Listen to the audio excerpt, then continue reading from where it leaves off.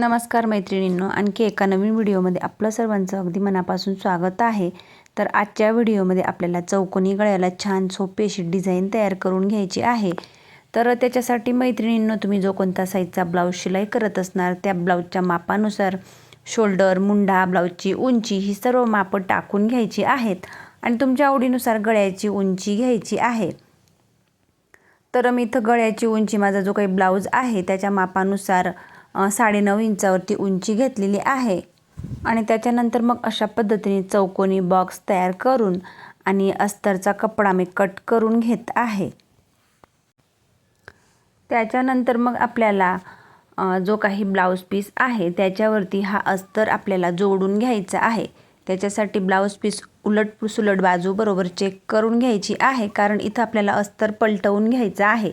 त्याच्यासाठी मग मी पिना वगैरे लावून आणि अस्तर हा ब्लाऊज पीसवरती बरोबर ॲडजस्ट करून घेतला, जेणेकरून इकडे तिकडे होणार नाही।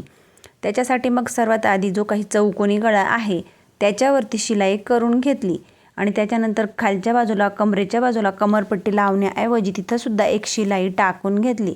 नंतर मग एक्स्ट्राचा गळ्याचा आतील भाग कट केला आणि कमरेच्या बाजूला 1-2 कट मारून घेतले।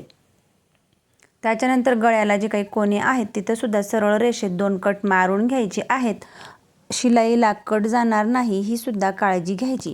नंतर मग आपल्याला अस्तर पलटवून घ्यायचा आहे आणि अस्तर हा बरोबर ॲडजस्ट करून घ्यायचा, किंवा मग तुम्ही इस्त्रीच्या साहाय्याने प्रेस वगैरे करू शकतात, किंवा मग डायरेक्ट अशा पद्धतीने सुद्धा शिलाई करू शकतात। तर मी डायरेक्ट ह्या पद्धतीने सर्वात आधी गळ्याला शिलाई केली आणि त्याच्यानंतर मग अस्तरच्या सर्व बाजूंनी लगेचच शिलाई करून घेतलेली आहे। त्याच्यानंतर मग एक्स्ट्राचा जो काही कपडा आहे तो आपल्याला कट करून घ्यायचा आणि कमरेच्या साईडला आपण जे काही 2 टक्स देत असतो, दोघंही टक्स एका उंचीत देऊन घ्यायचे। हा पार्ट मी सर्वात आधी रेडी करून घेतला आणि त्याच्यानंतर मग डिझाईन तयार करण्यासाठी पेपर कॅनव्हास घेतला। तर बघा, ह्या पद्धतीने पेपर कॅनव्हासची उंची चेक केली आणि अर्धा इंच इतकी एक्स्ट्रा घेतली।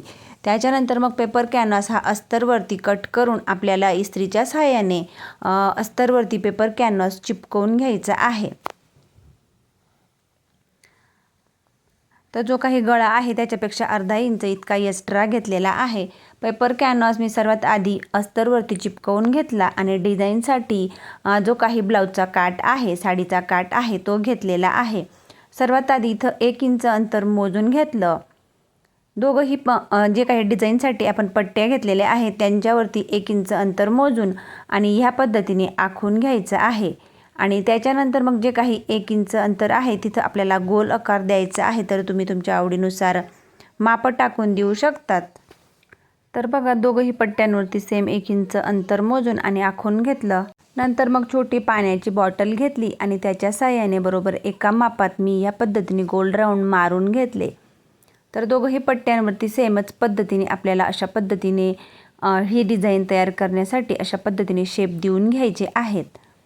त्याच्यानंतर बरोबर दोघंही बाजूंनी अशा पद्धतीने चेक करून घेतलेलं आहे आणि त्याच्यानंतर मग सर्वात आधी अशा पद्धतीने बरोबर पकडून घेतलं आणि ही पट्टी इकडे तिकडे सरकू नये त्याच्यासाठी मग पेपर कॅनव्हासच्या अगदी कडेने एक शिलाई मारून घेतली। आपण जेव्हा जे काही राऊंड शेप आहे त्याच्यावरती शिलाई करत असताना इकडे तिकडे होणार नाही, याच्यासाठी मग पेपर कॅनव्हासच्या अगदी कडेने सरळ रेषेत शिलाई करून आणि या पद्धतीने दाब उचलत शिलाई करून घ्यायची आहे। शिलाई आपल्याला आतमध्येच ठेवायची आहे, फक्त दाब उचलायचा आहे।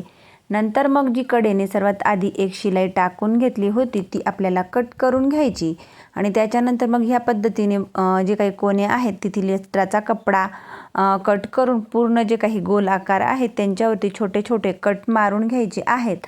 तर कट मारत असताना शिलाईला कट जाणार नाही आणि जर कदाचित कट मारला गेला तर पुन्हा तिथं आपल्याला शिलाई करून घ्यायची आहे। त्याच्यानंतर मग ही पट्टी आपल्याला ह्या पद्धतीने लगेचच फोल्ड करून घ्यायची। त्या सेमच पद्धतीने दुसरी पट्टीसुद्धा आपल्याला रेडी करून घ्यायची आहे। तर बघा, अशा पद्धतीने रेडी करून घेतली। एका साईडला अर्धा इंच अंतर एक्स्ट्रा ठेवलेला आहे। ह्या पद्धतीने तुम्ही कमी जास्त थोडीफार 1 इंच 1.5 इंच ही पट्टी एक्स्ट्रासुद्धा तयार करू शकतात. एक्स्ट्रा झाली तर ते आपण कट करू शकतो. नंतर मग जो काही गोल शेप आहे तिथं बरोबर कडेने मध्य सेंटरवरती ह्या पद्धतीने शिलाई करून दोघंही पार्ट रेडी करून घेतले आणि त्याच्यानंतर मग गळ्याला अशा पद्धतीने बरोबर सेट करून शिलाई करून घ्यायची आहे. दोघंही बाजूंना बघा सेमच पद्धतीने सेट करून किंवा मग तुम्ही पिना वगैरे सुद्धा लावून सेट करू शकतात किंवा मग डायरेक्ट शिलाई करू शकतात. तर सर्वात आधी अशा पद्धतीने चेक करून घेतलं आणि त्याच्यानंतर मग शिलाई करून घेतली. दोघंही बाजूंना ह्याच पद्धतीने आपण जो तयार केलेला पॅच आहे तो जोडून घ्यायचा आहे. दुसऱ्या बाजूचा पॅच सुद्धा सेमच पद्धतीने जोडून घ्यायचा.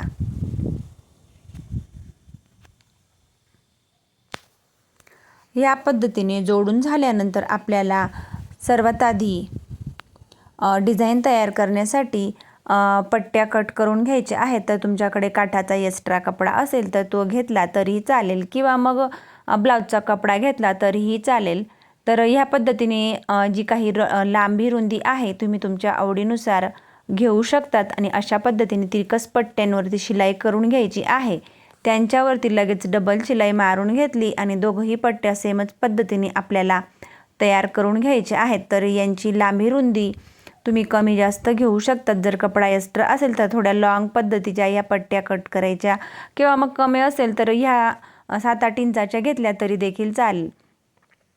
दोघंही पट्ट्या कट करून घेतल्या. त्यांच्यानंतर जो काही कोना आहे तिथं छोटासा कट मारून घेतला आणि या पद्धतीने दोघं पट्ट्या आपल्याला फोल्ड करून घ्यायच्या आहेत आणि दोघंही मी सेमच पद्धतीने रेडी करून घेतल्या. त्याच्यानंतर बो तयार करण्यासाठी जो काही साडीचा काठ आहे त्याचा डबल कपडा अशा पद्धतीने घेतलेला आहे. हा सुद्धा तुम्ही तुमच्या आवडीनुसार कमी जास्त घेऊ शकतात. त्यांच्यावरती ह्या पद्धतीने चारही बाजूंनी शिलाई करून घेतलेली आहे आणि त्याच्यानंतर मग जो काही त्याचा एक्स्ट्राचा कपडा आहे तो आपल्याला लगेचच कट करून घ्यायचा आहे. त्याच्यानंतर मग चारही बाजूंना जे काही कोने आहेत त्यांना छोटे छोटे कट मारून घ्यायचे, जेणेकरून आपण हा जो काही चौकोनी बो तयार करणार आहोत तर कोने हे बरोबर बाहेर निघतील. म्हणून मग मध्य सेंटरवरती एका साईडला अशा पद्धतीने कट मारून आणि हा कपडा या पद्धतीने फोल्ड करून चौकोन बरोबर हा पॅच तयार करून घ्यायचा आहे. कोने वगैरे बरोबर बाहेर काढून घ्यायचे. त्याच्यानंतर मग ऑप्शनल तुमच्या आवडीनुसार इथं लेस लावू शकतात किंवा नाही लावली तरी देखील चालेल. तर मी इथं बारीक लेस चारही बाजूंनी लावून तिच्यावरती डबल शिलाई मारून घेत आहे. तर ह्या पद्धतीने चारही बाजूंनी लेस लावून हा पॅच रेडी करून घेतला. त्याच्यानंतर मग त्याचा मध्य सेंटर काढून घेतला आणि सुई धाग्याच्या सहाय्याने आपल्याला छोट्या छोट्या प्लेटा मारून मध्य सेंटरवरती अशा पद्धतीने बो तयार करून घ्यायचा आहे. त्याच्यानंतर 1-2 वेळा फिरवून आणि 4 गाठ मारून घ्यायची. त्याच्यानंतर इथं आपल्याला छोटीशी पट्टी जोडून घ्यायची आहे. त्याच्यासाठी मग थोडासा ब्लाऊजचा कपडा घ्यायचा आहे. तर बघा ह्या पद्धतीने कपडा घेतला आणि तो आपल्याला लगेचच फोल्ड करून घ्यायचा आहे. तर बघा अशा पद्धतीने फोल्ड करून आणि त्याच्यावरती एका साईडला शिलाई मारून घ्यायची आणि जो काही आपण बो तयार करून घेतलेला आहे त्याच्या सर्व बाजूंनी अशा पद्धतीने पकडून जी काही खालची बाजू आहे तिथं सुई धाग्याने आपल्याला पॅक करून घ्यायचा. अशा पद्धतीने 1-2 टाके टाकून घ्यायचे. एक एक्स्ट्राचा जो काही कपडा आहे तो लगेच आपल्याला कट करून घ्यायचा आहे. हे पार्ट रेडी करून झाल्यानंतर जो काही ब्लाऊजचा गळा आहे त्याच्यावरती आपल्याला अशा पद्धतीने मी तीच लेस इथं लावून घेतलेली आहे. तर तुम्ही तुमच्या आवडीनुसार कोणतीही लेस वापरू शकतात.